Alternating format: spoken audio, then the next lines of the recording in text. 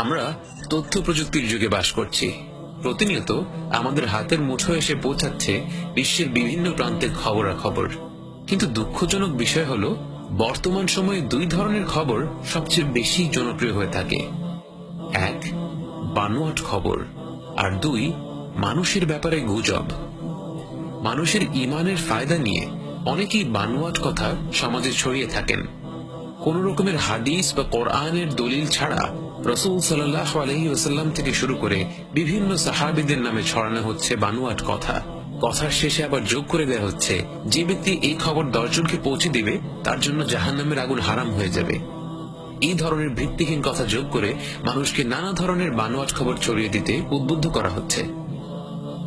প্রযুক্তির অগ্রগতির ফলে বর্তমানে মিথ্যা শুধু কথার মাধ্যমে ছড়ায় না, বরং বিভিন্ন ছবিকে নানা সফটওয়্যারের দ্বারা পরিবর্তন করেও অনেক ধরনের মিথ্যা খবর ছড়ানো হচ্ছে। গরুর মাংসের টুকরোর মধ্যে আল্লাহ লেখা, বা শিশু জন্ম হয়েছে তার শরীরের কোনো অঙ্গে আল্লাহ লেখা অবস্থায়, বা রাসূল সাল্লাল্লাহু আলাইহি ওয়াসাল্লামের জামা, চুল, জুতো ইত্যাদি নানা ধরনের কথা বলে এমন কিছু ছবি সামাজিক মাধ্যমে ছড়ানো হচ্ছে যার না তো কোনো প্রমাণ রয়েছে আর না রয়েছে কোনো যুক্তি। ছবিটির সাথে বিভিন্ন ধরনের হুমকিও দেয়া হয়ে থাকে। খাঁটি মুসলমান হলে এই ছবিটি শেয়ার না করে যাবেন না। এই কাজগুলোকে আমরা কেউ কেউ বানোয়াট বলে চিহ্নিত করতে পারি, আবার কেউ কেউ সবসময় পারি না। কিন্তু এমন অনেক মানুষই আছেন যাদেরকে নিয়ে এ ব্যাপারে প্রশ্ন করা হলে তারা বলবেন, দেখেন ভাই, কথাটা মিথ্যা হলেও মূল জিনিসটা তো আসলে ভালো। রাসূল সাল্লাল্লাহু আলাইহি ওয়াসাল্লামের জামার ছবিটা যদি আসলেও তার ছবি না হয়, কিন্তু সেই ছবি শেয়ার করলে তো আমার তার প্রতি মহাব্বত বেড়ে যায়। গরুর মাংসের ভেতরে আসলে আল্লাহ লেখা না থাকলেও এটা 10 জন দেখলে তারা হয়তো নামাজ পড়তে উদ্বুদ্ধ হবে। মূল কথা হচ্ছে, আমরা মিথ্যা কথা বলে থাকলেও শেষমেশের পরিণতি হচ্ছে সমাজে ভালো কাজ ছড়ানো। প্রশ্ন হলো, আমাদের দিন কি এই ধরনের ভালো উদ্দেশ্য নিয়ে মিথ্যা কথা বলাকে অনুমোদন দিয়েছে? প্রথমেই আমরা পবিত্র কোরআনের বক্তব্যে নজর দিই। আল্লাহ তাআলা সূরা ইসরাতে বলেছেন, যে বিষয়ে তোমার কোনো জ্ঞান নেই তার পেছনে পড়ো না। নিশ্চয়ই কান, চোখ ও অন্তঃকরণ এদের প্রত্যেকটি জিজ্ঞাসিত হবে। এবং সূরা হুজুরাতে আল্লাহ তাআলা বলেছেন, হে বিশ্বাসীগণ, তোমাদের কাছে যদি কোনো ফাসিক ব্যক্তি কোনো খবর নিয়ে আসে তার সত্যতা যাচাই করে নাও, যাতে অজ্ঞাতবশত তোমরা কোনো মানুষের ক্ষতি না করে ফেলো।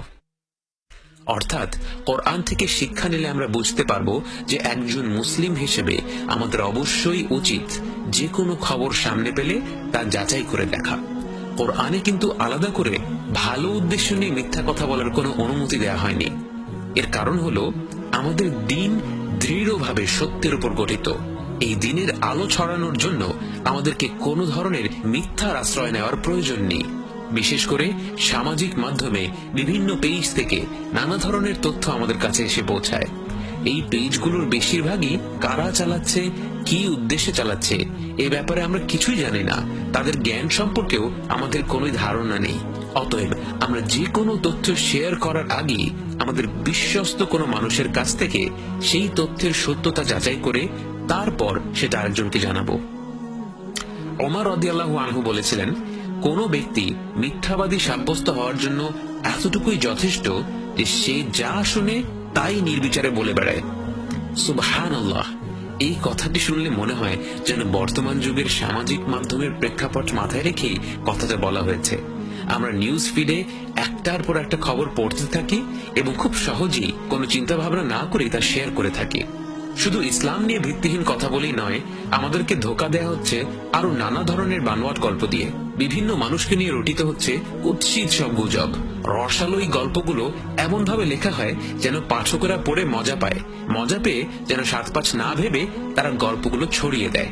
মানুষের ব্যাপারে রচনা গল্পগুলোর মধ্যে যদি কিছু সত্যতা থেকেও থাকে, কারো ব্যক্তিগত ব্যাপার নিয়ে এভাবে খবর ছড়ানো ইসলামে খুবই মারাত্মক রকমের একটি পাপ, যাকে বলা হয় গীবত, এবং যার পরিণতি অত্যন্ত ভয়ঙ্কর। বাস্তবে আমরা যদি আল্লাহর নৈকট্য লাভ করতে চাই, তাহলে এই দিনকে বোঝার এবং এ ব্যাপারে সময় নিয়ে পড়াশোনা করার কোনো বিকল্প নেই। আমরা যখন কোরআনকে বোঝার চেষ্টা করব, তখন দেখব এই কিতাব এত বেশি বিস্ময়কর, এর ভাষা এত নিখুঁত আর মনোমুগ্ধকর যে তখন আমাদেরকে গরুর মাংসের টুকরার মধ্যে অলৌকিক কিছু খুঁজতে হবে না। এই কোরআন এবং রাসূল সাল্লাল্লাহু আলাইহি ওয়াসাল্লামের সুন্নতি আমাদের জন্য যথেষ্ট অলৌকিক হবে। এসব কিছু মাথায় রেখে আমাদের যা করা উচিত তা হলো, এক, আমরা যে কোনো কিছু বলার আগে অথবা শেয়ার করার আগে আমাদের সাধ্যমতো যাচাই করে নিব কথাটা সত্যি কিনা। কথাটা যদি আসলেই গুরুত্বপূর্ণ হয় এবং আমরা যদি মনে করি এর দ্বারা আমাদের চারপাশের মানুষেরা উপকৃত হবে, তাহলে আমাদের এই কথাকে যাচাই করে দেখার জন্য একটু সময় দিতে কোনো সমস্যা থাকার কথা না। আমাদের মনে রাখতে হবে, বানোয়াট গল্প যে মূলত তৈরি করলো তার পরিণতি তো ভয়ঙ্কর হবেই। যে যে মানুষ সেই গল্প ছড়ালো তাদেরকেও হাসরের ময়দানে জবাবদিহিতা করতে হবে। অতএব কোনো কিছু যদি যাচাই করা সম্ভব না হয়, তাহলে সেই ব্যাপারে চুপ থাকাটাই শ্রেয়।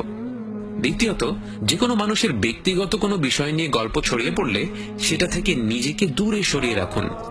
এটা কোনো বিখ্যাত মানুষ হোক বা অপরিচিত মানুষ হোক, কারো ব্যক্তিগত জীবনের ঘটনাই আমাদের জানার কোনো প্রয়োজন নেই।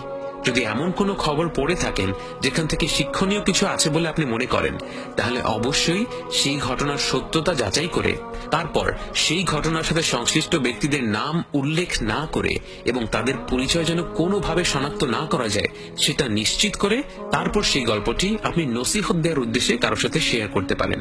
তবে কোনোভাবেই যেন এর মাধ্যমে কারো হক নষ্ট না হয় সেদিকে নজর দিতে হবে। তৃতীয় পয়েন্ট এবং সবচেয়ে গুরুত্বপূর্ণ পয়েন্ট, আমরা যেন কোনোভাবেই কোনো অবস্থাতেই ভুল করেও রাসূল সাল্লাল্লাহু আলাইহি ওয়াসাল্লামের সম্পর্কে বানোয়াট কোনো তথ্য না ছড়াই। একজন সাধারণ ব্যক্তির ব্যাপারে বানোয়াট কথা বলাই একটি গুরুতর অপরাধ, কিন্তু রাসূল সাল্লাল্লাহু আলাইহি ওয়াসাল্লামের ব্যাপারে মিথ্যা বলা একটি অকল্পনীয় ভয়ঙ্কর রকমের পাপ। এবং এ ব্যাপারে স্বয়ং নবীজি সাল্লাল্লাহু আলাইহি ওয়াসাল্লামই আমাদের সতর্ক করে দিয়েছেন। বুখারীর হাদিসে বর্ণিত আছে, রাসূল সাল্লাল্লাহু আলাইহি ওয়াসাল্লাম বলেছেন, আমার ব্যাপারে মিথ্যা কথা বলা অন্য কারো ব্যাপারে মিথ্যা কথা বলার মতো না। যে ইচ্ছাকৃতভাবে আমার ব্যাপারে মিথ্যা বলবে সে যেন জাহান্নামে তার জায়গা করে নেয়।